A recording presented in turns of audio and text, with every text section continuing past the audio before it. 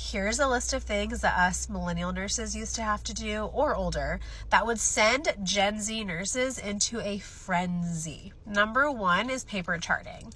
I'm talking about opening a folder, writing free text in blank paragraph format to write your nursing notes, check doctor's orders. I used to work night shift, and every night around 2 or 3 a.m. we would do chart checks. So basically we would sit down with the chart and we'd go through the entire thing to make sure everything was updated, signed, so that nothing had fallen through the cracks. Using a pager to get a hold of the doctor when a patient coded.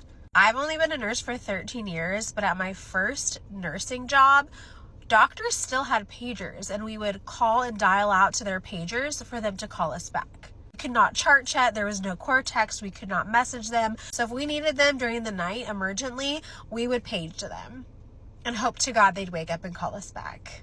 Fax medication orders to pharmacy to verify in order to be filled in the Pyxis. When a doctor would write new medication orders in the paper chart, we would take that piece of paper, walk it to the fax machine.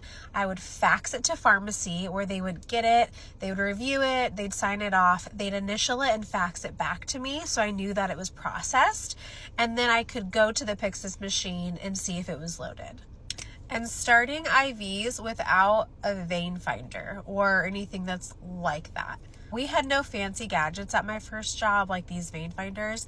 We were just out here raw dogging it with our finger trying to feel, which I will say we have vein finders where I work now and I've never used them. I do not feel like they work. Personally, I prefer raw dogging it for my veins.